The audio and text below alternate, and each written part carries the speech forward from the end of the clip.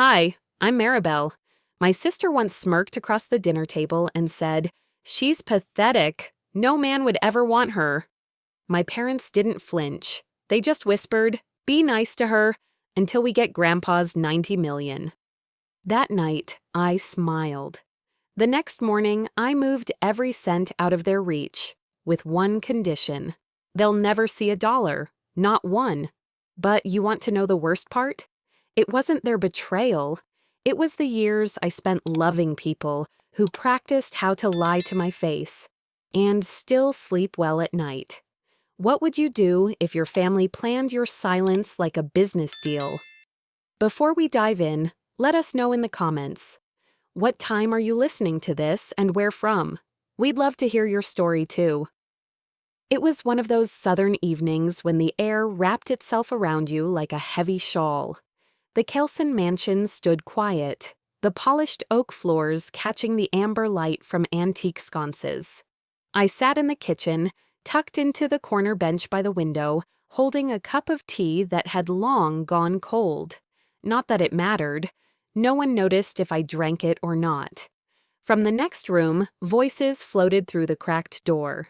Tamsin's laugh, high and sharp, rang out first. The kind of laugh that always felt like it was pointed at someone, never with them.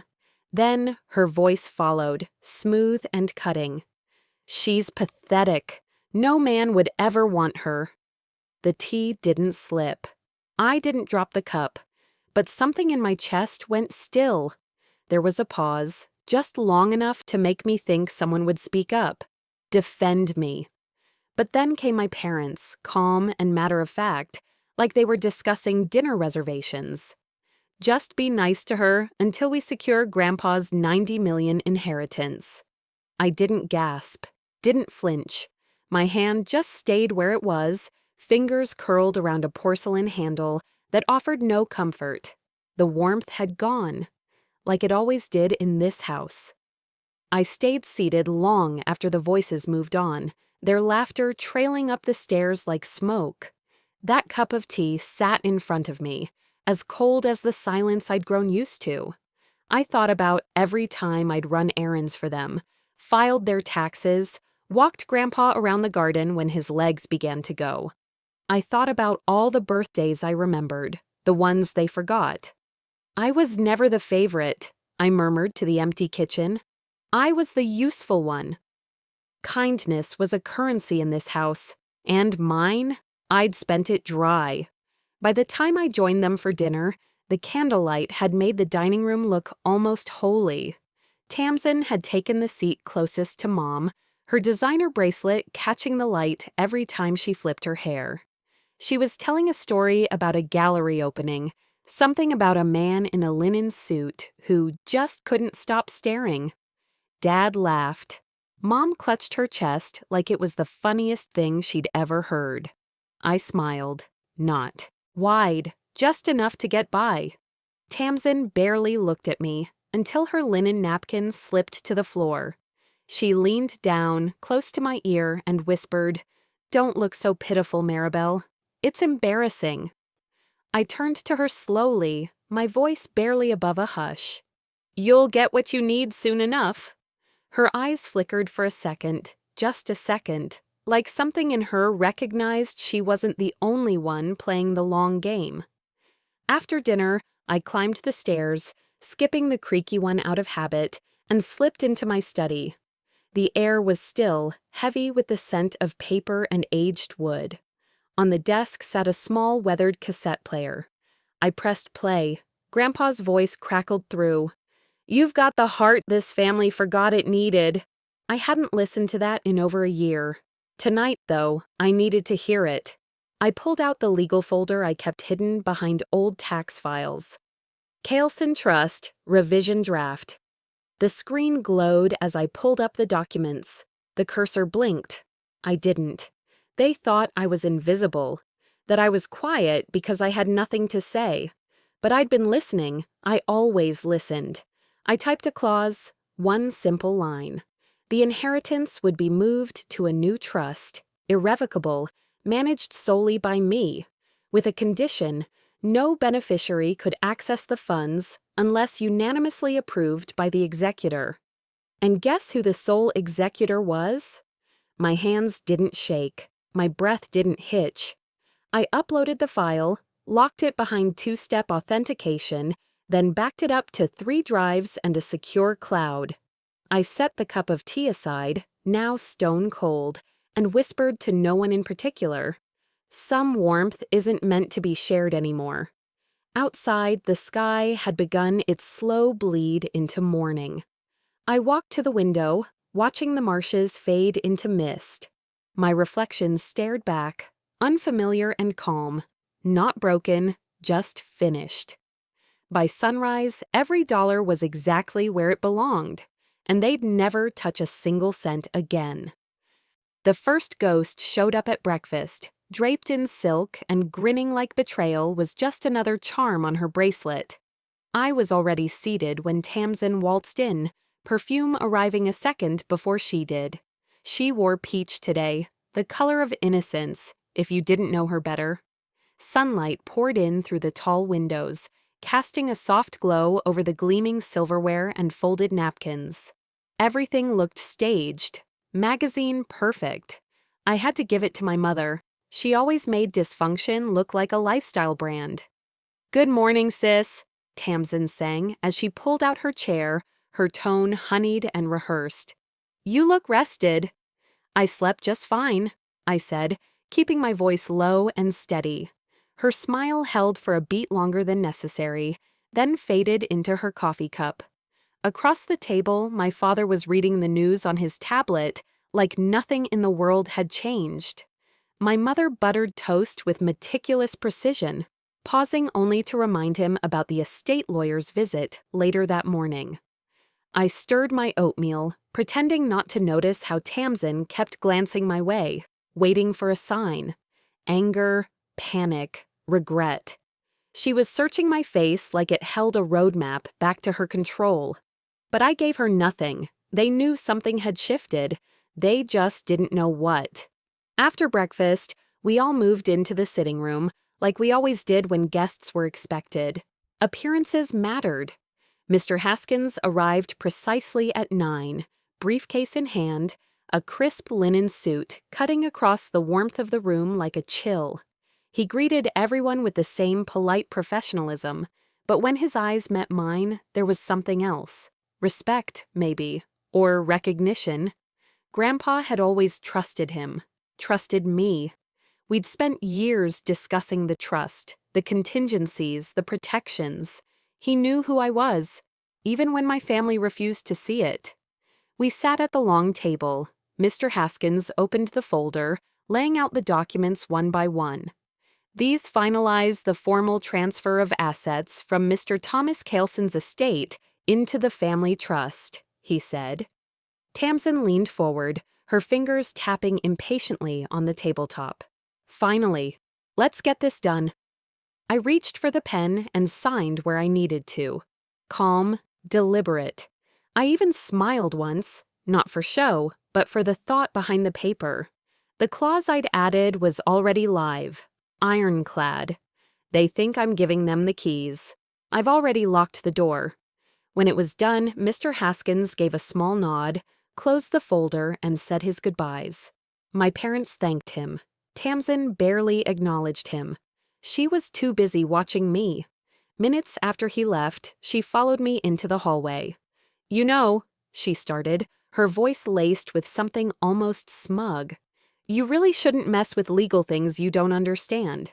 I didn't stop walking, just turned slightly, met her gaze, and said, "And you shouldn't underestimate silence. It listens longer than you talk." She opened her mouth to respond, but her phone buzzed. She pulled it out, glanced at the screen, and froze. Her face drained of color. Her voice came out smaller than I'd ever heard it. "What the hell is this?" She held up the screen, but I didn't look. I didn't need to. I knew the notification. Kaleson Trust, fund reallocation confirmed. I turned away before she could ask the question burning behind her eyes. There was nothing to explain. 10 minutes later, her voice echoed through the house. "Mom! Dad!" I stayed by the back door as the storm erupted behind me. Tamsin yelling, my mother's voice rising in defense, my father demanding answers like he hadn't sat at that breakfast table with his suspicions brewing just beneath the surface. You said it was done. You said we had it. She's bluffing. She's not bluffing. It's gone. All of it. I stepped outside, the cool air brushing against my skin. The garden was quiet, except for the soft crunch of gravel beneath my slippers. I walked toward Grandpa's favorite bench, tea in hand. This time the cup was warm, freshly steeped, just the way he liked it. I sat, staring out at the roses he planted years ago, the ones no one else ever watered. It begins, I whispered. By noon, their whispers had turned into frantic phone calls. Estate advisors, secondary lawyers, family friends who suddenly became experts in asset protection. And by evening, they'd decided I was the enemy. The first bite didn't come from a slap or a screaming match in the living room. It came through a phone call, one I was never meant to hear. I was folding towels in the laundry room, soft light from the hallway lamp barely reaching the corners. It was late, the kind of late where the house creaked and the silence wrapped around your shoulders. My phone buzzed on the dryer. Unknown caller. I let it ring once, twice. Then curiosity got the better of me. I picked up. No one on the other end noticed. The line had connected, but they hadn't realized it. Tamsin's voice cut through first, sharp and urgent. We can still fix this. There was a beat of silence. Then our mother's familiar, clipped tone answered. You'd better. That clause she added isn't permanent unless we just sit back. Your father knows someone at the trust office. Quiet connections. People who owe favors. Tamsin again. Good. I can't watch her strut around like she's holding the whole family together. She's not smarter than us. She just got lucky. My hands froze over a neatly folded towel. I didn't hang up. I didn't speak. I just listened, to the cracks forming deeper. My mother's voice dropped lower, colder. Do whatever you must. She'll learn her place again. I ended the call before they realized. For a long moment, I just stood there. Then I set the phone down carefully and finished folding. My hands were calm, but my lungs forgot how to breathe right. I didn't cry, I didn't scream. But something in me, something quiet and old, began to stand up. Later that night, I sat in my study, my little haven. Books lined the walls, their spines faded and frayed. Legal texts Grandpa once pored over with me. I reached for one of his old notepads and flipped through pages of his handwriting, tight, purposeful. I used to think I loved this family because I was loyal. Turns out, I just never questioned what they were willing to take. Years ago, when Tamsin's boutique venture failed, remember that? The one with the overpriced scented candles and pastel linens? She'd come home in tears, mascara running, credit destroyed. She'd begged my parents for help, they refused. Said it would teach her responsibility. But I couldn't watch her fall apart. So I used my savings, nearly everything I had, to quietly pay off her debt. No one ever knew. I never even asked her to thank me. I whispered into the dim light. I thought that was love. Turns out it was debt repayment I never agreed to. I picked up the phone again. This time it was me calling Mr. Haskins. He answered quickly. Maribel. Can they reverse the clause? I asked. Not legally, but that doesn't mean they won't try. If someone at the trust office is motivated, they could leak a revision and throw things into dispute. Meaning you'd be stuck in court, months, years, frozen assets. If they stir up enough, doubt the judge might suspend everything. I didn't speak, just listened to the hum behind his words. They're desperate, he added. I'd move everything into an irrevocable trust if I were you. I nodded to no one, heart already ahead of my mouth. Thank you.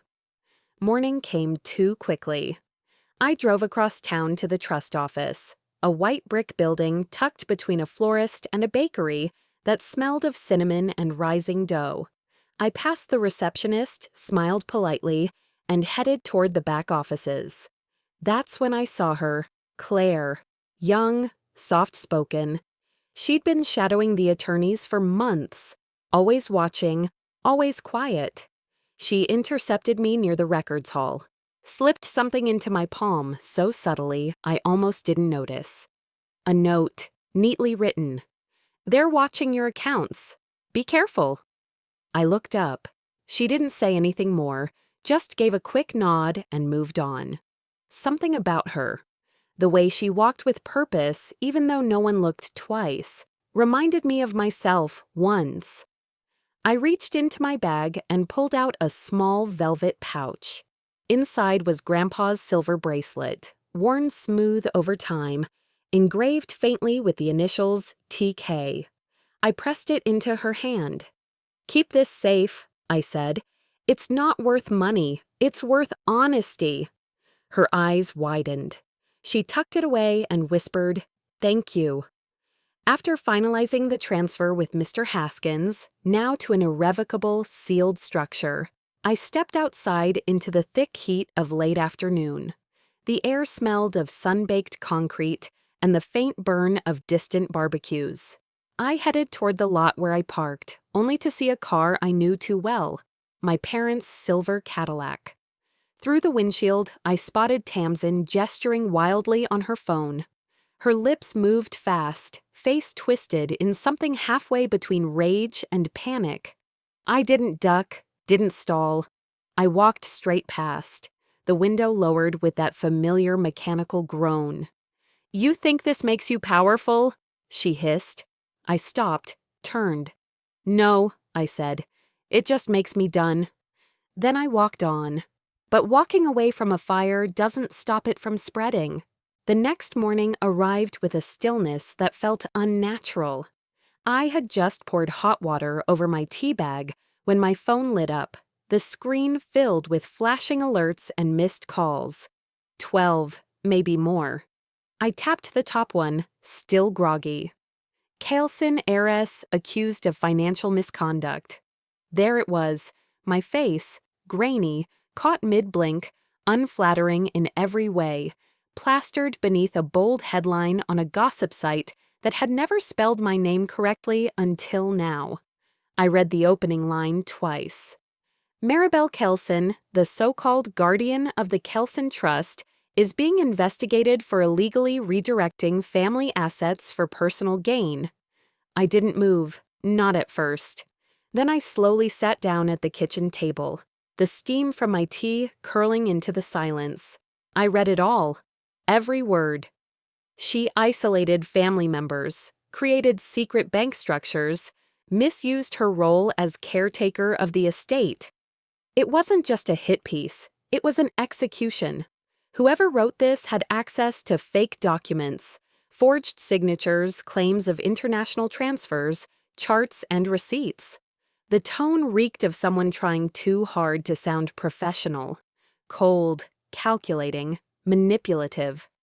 I'd seen those exact words before, whispered behind my back at family dinners, mouthed across rooms like curses. Now they were in print. I set my phone down and let out a short, dry laugh. I'm bitter. Empty. "They finally found the words they've always wanted to say," I muttered. I took a sip of tea. It had already gone cold. By noon, the calls had stopped. The same people who'd been eager to share my name now disappeared. Friends didn't reply. Coworkers left my texts unread. Even distant cousins, the ones who used to flood my inbox every holiday, suddenly forgot I existed. I left the house anyway. I needed to breathe, walk. Charleston in spring is usually comforting. The pastel houses, the soft rustle of magnolias, the river air that clings to your skin like an old quilt. But that day, everything felt too bright, too loud.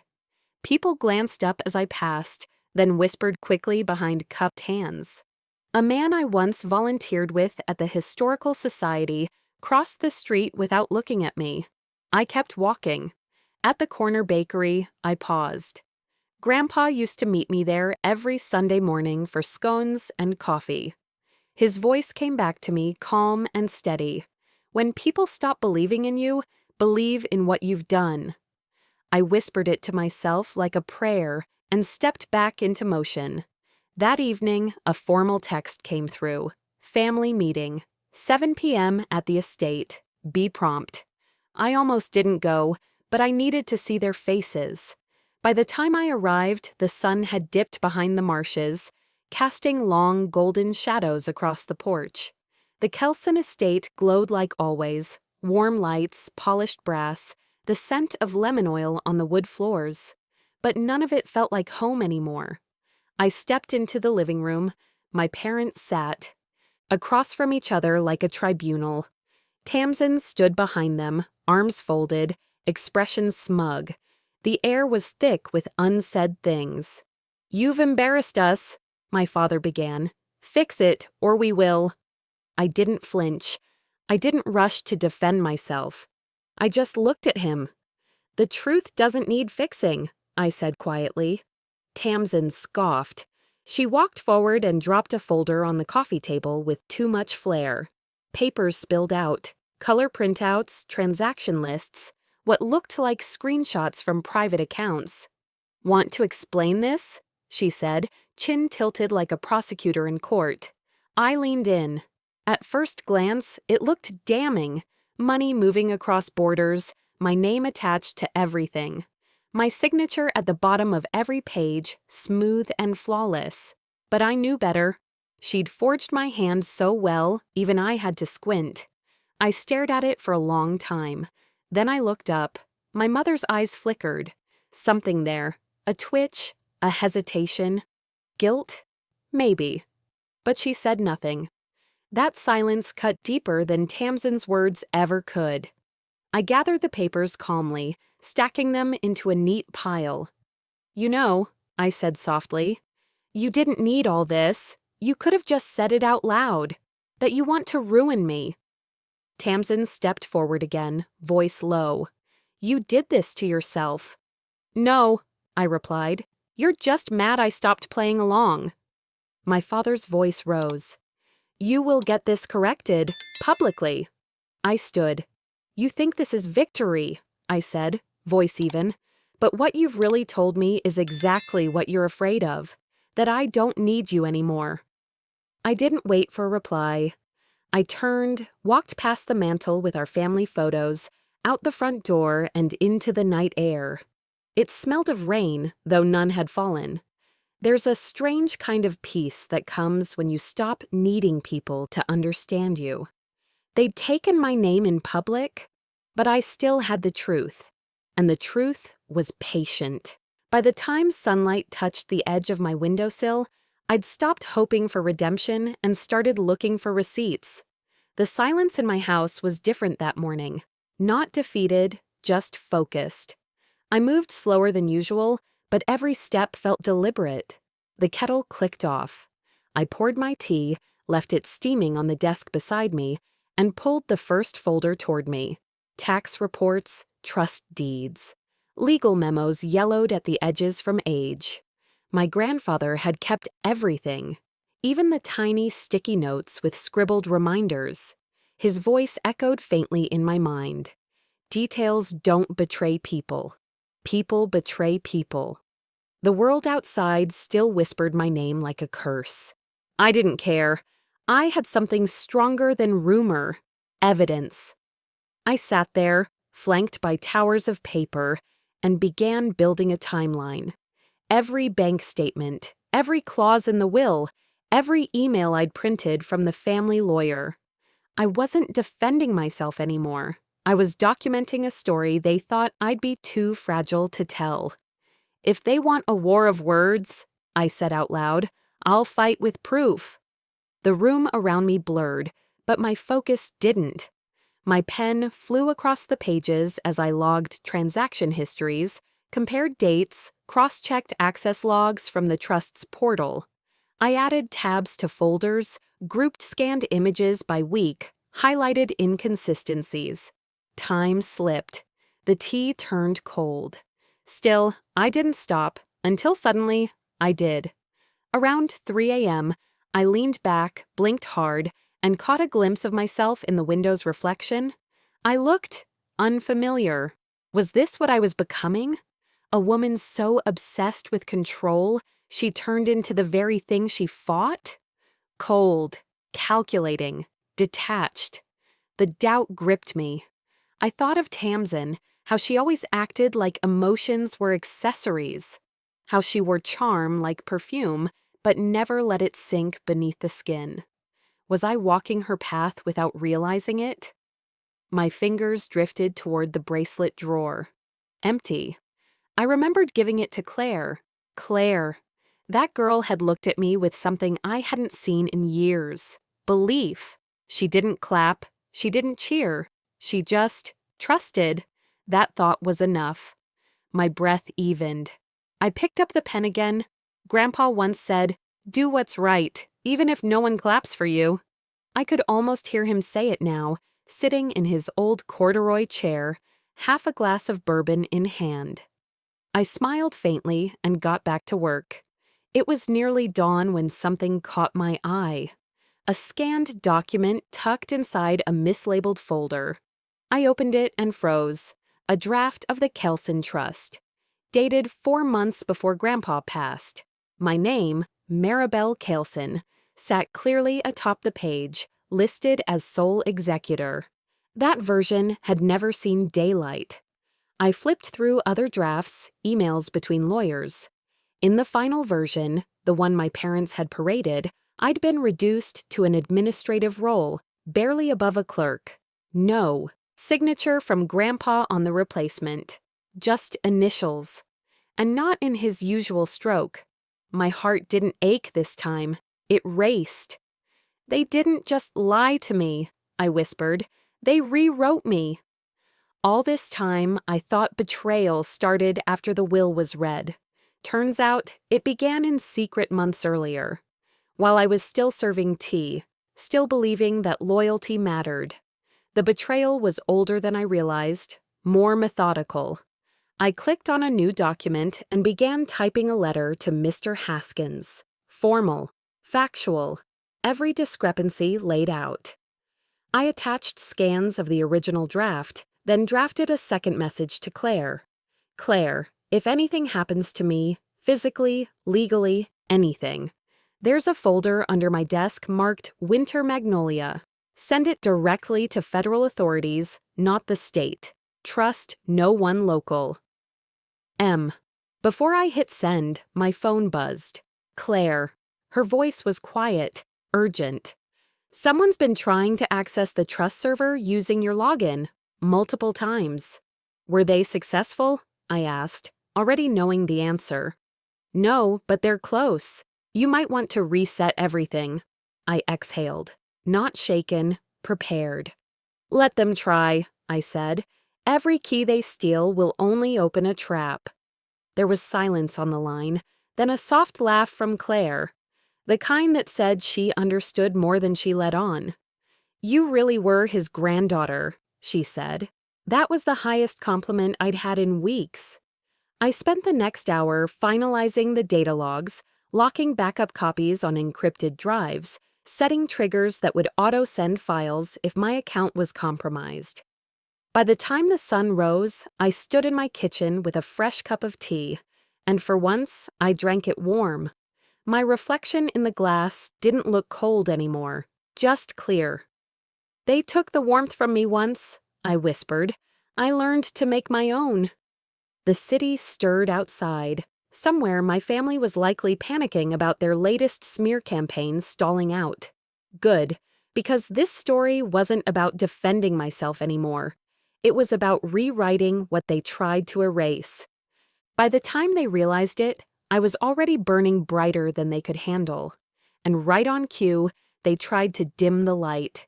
2 days later, an envelope appeared in my mailbox. Cream paper, the family crest embossed faintly on the back. No return address, no digital trail. My parents had always preferred theatrics over honesty. The message inside was short. Let's end this quietly. Dinner at home, 7 p.m. My father's handwriting. Strong, deliberate, the same hand that once signed away my authority over the trust. I stared at the note for a long moment. End this quietly, I repeated under my breath. Not forgiveness, not reconciliation, just control, wrapped in the language of peace. Still, I went. Not out of nostalgia or hope. Out of curiosity. I wanted to see what desperation looked like when it wore perfume and pearls. The Kilson mansion looked exactly as I remembered it. Polished wood, flickering chandeliers, the faint scent of roasted rosemary chicken drifting through the halls. The staff avoided my eyes, and the air felt staged. Every flower arrangement, every candle perfectly placed. My parents greeted me with smiles that didn't reach their eyes. Tamsin was already at the dining table, swirling red wine in her glass like she owned the air around her. "Mary Belle," she said, voice sweet as syrup. "You look well." "Thanks," I replied evenly. "You look rehearsed." Her laugh was soft, but her eyes hardened. Dinner started polite. Small talk, pleasantries, even laughter. My father asked about my health, my mother complimented my dress, and Tamsin chimed in with the occasional, "You've always been so composed." It was like watching actors perform a play they didn't believe in. Halfway through the meal, Tamsin leaned forward, her tone switching from charm to strategy. "We overreacted," she said. "Maybe we should work together to repair the family name." I took a slow sip of my wine, studying her. "You mean your name?" She didn't answer. My father sighed, weary and patronizing. "Mary Belle, we can't undo what's been done. Let's focus on what's left." I glanced around the room. Something felt off. The chandelier light flickered faintly, bouncing off the silver vase near the piano. Then I saw it. A tiny red blink inside the arrangement of white lilies. A camera. They weren't apologizing. They were recording. Of course they were. I set down my glass and leaned back in my chair. My voice came out steady, calm, almost warm. "You're right. What's left is honesty. And we should start by acknowledging how easily it was lost." My mother's fork clinked softly against her plate. Tamsin froze mid-smile, realizing I wasn't taking the bait. I was rewriting the script. I turned my gaze directly toward the vase, making sure that little red light caught my eyes. "I've already filed for a full audit of the trust," I said clearly. "I assume we'll all cooperate when the court requests records?" Silence. The kind that hums before thunder. Then, right as my father's expression faltered, my phone vibrated in my lap. I glanced down. A message from Claire. "They're trying to access your grandfather's archive files remotely right now." I almost laughed. Perfect timing. I raised my glass again. "To family," I said, my tone light but my words precise. "The kind that teaches you who not to trust."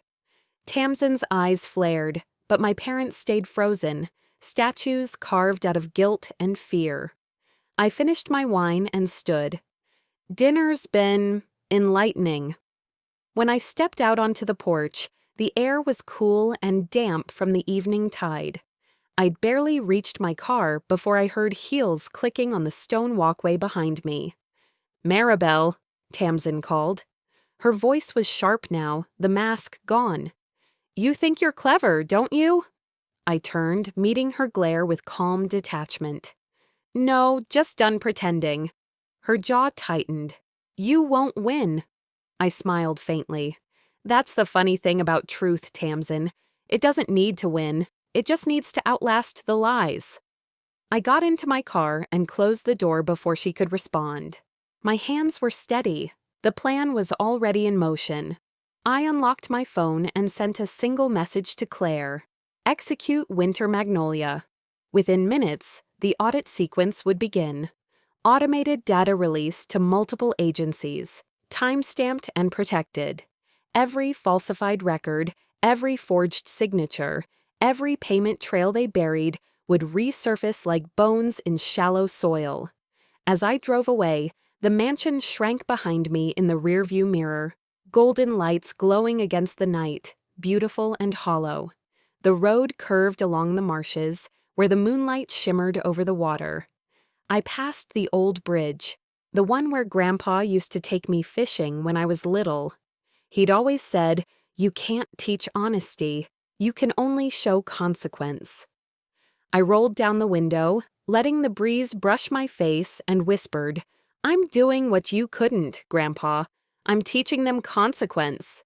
No tears this time, just resolve. By the time I reached the city limits, the first notifications had started flashing on my phone. Alerts of data, access attempts blocked, legal inquiries triggered, server activity recorded. The dominoes were falling. I smiled, not triumphantly, but with peace. The kind that comes when the truth finally starts to breathe again. They wanted a quiet ending. I gave them a loud beginning. By morning, their empire would start to crack, one truth at a time. By morning, the first fracture showed itself, and it came from the one who thought she was untouchable. The sun had barely risen when my phone began to ring. 6:17 a.m.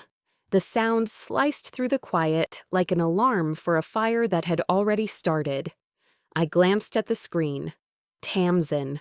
I let it ring once, twice. Then I answered. "Maribel." Her voice cracked, high, frantic, breathless. I hadn't heard that tone from her since we were children, and she broke a vase she'd sworn was unbreakable. "What did you do?" she hissed. "The auditors are here. They've frozen everything, the accounts, the holdings, even Dad's pension fund." I stirred sugar into my tea, calm as a Sunday morning. The spoon clinked gently against the porcelain. "Everything that isn't yours, you mean." "You'll destroy the family." I smiled, though she couldn't see it. "No, I'm rebuilding it, minus the rot." Her breathing stuttered. "You think you're so righteous?" "Goodbye, Tamsin." I ended the call. For a moment, the silence returned, sweet, still, earned. The house felt lighter, like it could finally exhale after holding its breath too long. By mid-morning, the headlines hit. Kailson Holdings under federal audit. Charleston heiress family facing legal investigation. The names and titles they had used to impress the world now hung like shackles. Old business partners called. Family acquaintances sent careful messages. Some concerned, others gleeful. I ignored them all. I simply stood by the window of my office, watching the city stir beneath a pale spring light. For once, the quiet didn't feel lonely. It felt clean. Then my phone buzzed again. A message from Claire. "We found them. The forged documents you mentioned. One was signed by your mother." I froze. My hand tightened around the phone. My mother. For years, I thought she was the victim of my father's indifference and Tamsin's vanity. The quiet one, always managing the house, holding everything together. But the truth settled like a slow, bitter drop in my chest. She wasn't holding things together. She was pulling the strings. It wasn't Tamsin's ambition that destroyed us. It was my mother's fear. She'd used my sister as her shield, the charming, reckless daughter everyone blamed. And while the world watched Tamsin's dramatics, Mother stayed behind the curtain, safe, unscathed. Until now. I didn't cry, I didn't rage. I just sat there for a while, listening to the faint hum of the city, and thought, so that's where I learned to stay quiet. That afternoon, I drove back to the estate. The mansion that once felt endless now looked smaller, almost fragile. Curtains were drawn tight, phones rang unanswered, and the once immaculate lawn showed the first signs of neglect. I found her in the study. The same chair, the same perfect posture, the same scent of white lilies she wore for decades. "You could have talked to me," I said quietly. She didn't turn. "You wouldn't have listened. You didn't give me the chance." Her eyes lifted then, cool and precise. "You were too soft, Maribel. Too sentimental. You would have given everything away. Someone had to protect the family. By stealing from it, I preserved what mattered." I took a step closer, the floor creaking softly between us. "And yet here we are. You took everything, and lost it anyway." She looked away first. For her, silence was control. For me, silence was freedom. We didn't yell. There was nothing left worth shouting about. Just a pause between two women who finally saw each other. One built on fear, the other on endurance. When I turned to leave, she said quietly, "You'll regret this one day." "No," I said, hand on the doorframe, "you'll remember it." Outside, the magnolia trees swayed gently in the early wind. The same ones Grandpa planted when my parents were newly married. He'd told me once, "Rot spreads in silence." Now I knew, so did healing. I didn't look back. I didn't need to. The house behind me would crumble without my hands holding it up, and for the first time, I was fine with that. Later that evening, I made a call to Mr. Haskins and instructed him to redirect a portion of the sealed trust. Not to my name, not to the family. To a foundation under my grandfather's name. A scholarship fund for underprivileged students across South Carolina. If the Kelsons wanted legacy, they could have one, just not the kind they imagined. That night, as I sorted through my desk, I found a small package waiting by the door. No return address, only my name written in careful, looping script. Inside was the silver bracelet, the one I had given Claire. A note lay beneath it. "It's safe now." I fastened it around my wrist. It didn't feel like power. It felt like peace. The kind that doesn't need applause or approval. I stood in front of the mirror, studying the woman looking back at me. Her eyes were steady, her hands sure. "Soft doesn't mean weak," I whispered. "It means I survived without becoming you." For the first time, I believed it. But even when the war ends, the echoes of it still knock on your door. And mine came wrapped in an envelope marked confidential. The envelope was heavier than it should have been. That kind of weight didn't come from the paper, it came from what it meant. I ran my fingers across the red stamp. Confidential. No return address, just my name, spelled neatly in black ink. Inside was a single sheet of thick cardstock with a typed message. "We're writing a feature on legacy. How families build, break, and sometimes rebuild again. We believe your story could change how Charleston sees wealth, power, and truth." Eleanor Vale, The Charleston Post. I sat at my kitchen table, tea still warm beside me. No accusations this time, no threats, no traps. Just a question, a chance to speak without defending. For the first time, someone wanted my truth, not the scandal. I read the letter 3 times, then folded it back neatly and placed it beside my teacup. 2 days later, I met Eleanor on the courthouse steps. She wasn't what I expected. Young, sure, but steady-eyed, dressed in black slacks and a beige linen blouse, holding a notepad, no recorder. She smiled, professionally polite, not too warm. "Miss Kelson," she greeted me. "Maribel," I corrected. We sat on one of the iron benches just off the square. Oak trees swayed overhead, the air still with late spring humidity. Eleanor flipped her notebook open. "I know this might feel invasive. I promise. I'm not here to twist anything. I just want to understand why you waited." "Waited to expose them?" I asked. She nodded. I took a breath. "Because revenge is easy," I said. "Restoration takes time, patience." She looked up from her notes. "And forgiveness." I gave her a small smile. "Still working on that." Then she said something I didn't see coming. "I used to work for Kailson Holdings." I blinked. "Back-end communications," she added. "2 years ago, I'm the one who leaked the forged documents." My stomach tightened. "I thought I was exposing greed," she continued. "I didn't realize I was helping it. I'm sorry." I studied her. No dramatic apologies, no tears.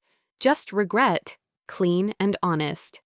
"Then maybe this story is your way of setting it right," I said. She blinked, nodded once. "Maybe." We talked for over an hour. She asked about my grandfather, the audit, the backlash, the silence. She didn't push when I paused, and she didn't flinch when I spoke plainly. When we finished, she closed her notebook. "Thank you," she said. "Truly." That afternoon, I didn't go straight home. I drove to the estate, parked along the side road where the old gates still creaked when pushed too far. The house was empty, no lawyers, no shouting, just quiet. I walked to the back, through the overgrown path that led to my grandfather's study. Dust coated the windows. The scent of old paper and cedarwood lingered inside. Everything was still in its place.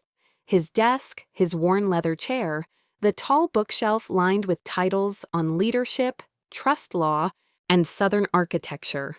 And there, on the center of his desk, was a box, sealed, wooden, carved into the top, in his familiar cursive, "To be opened when truth outweighs pride." My hands shook a little as I lifted the lid.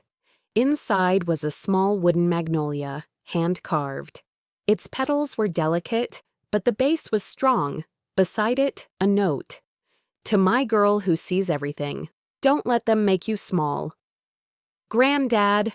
That was the moment it all made sense. Winter Magnolia wasn't just a name I'd given my plan, it was his message all along. Bloom in the cold. That night, I placed the carved flower beside my teacup.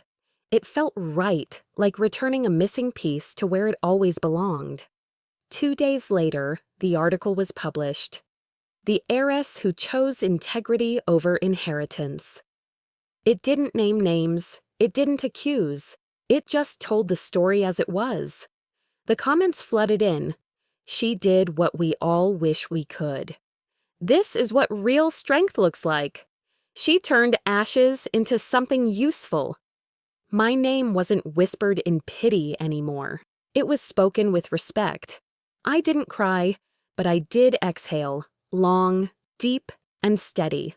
That evening, I walked through the garden. The magnolia trees were blooming again. Even after everything, they bloomed. Tamsin had left 2 voice messages. My mother's lawyers had gone quiet. I didn't respond.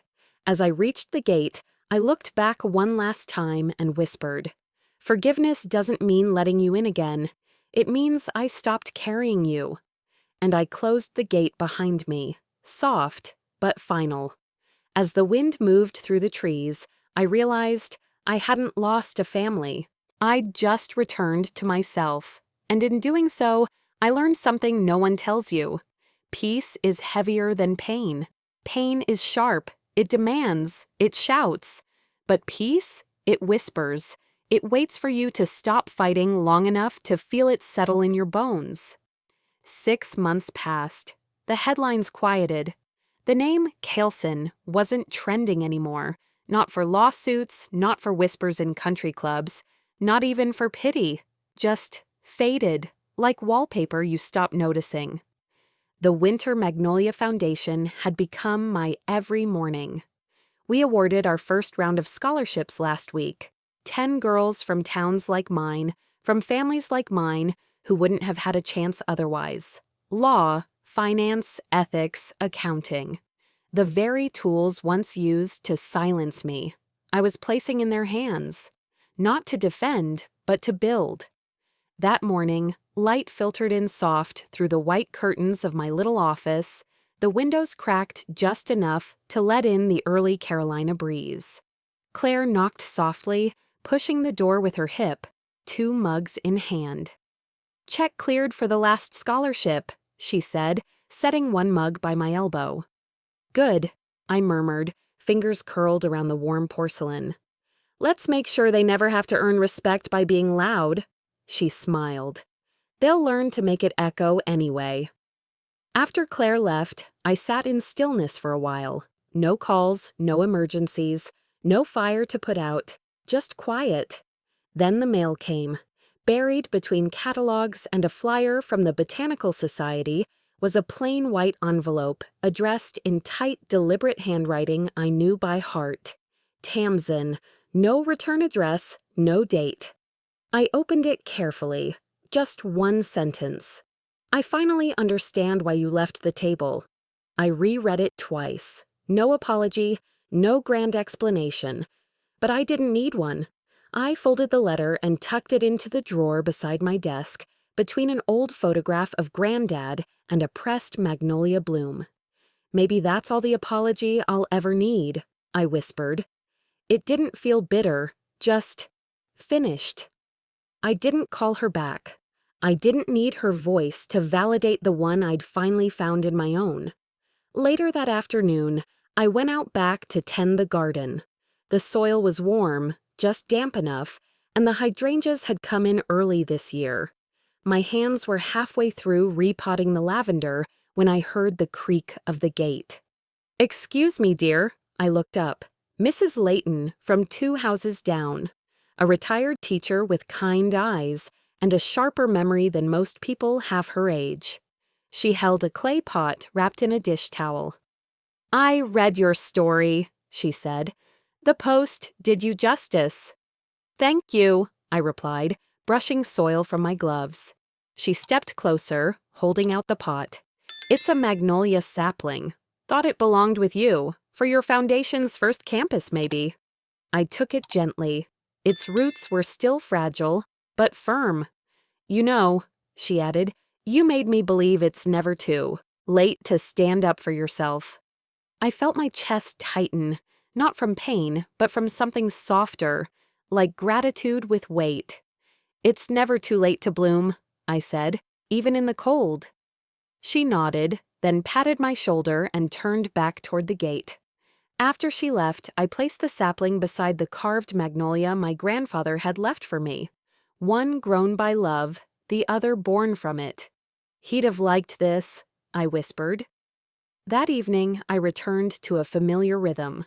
I boiled the kettle, took out the same chipped porcelain cup, and waited.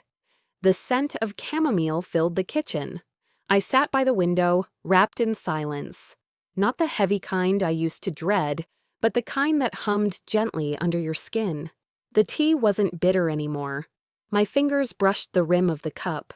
I glanced out at the yard. The magnolia tree stood in full bloom, catching the soft amber of the setting sun. Some families inherit money, others inherit patterns. I had chosen to break both. And for the first time in my life, I wasn't the disappointment. I was the legacy.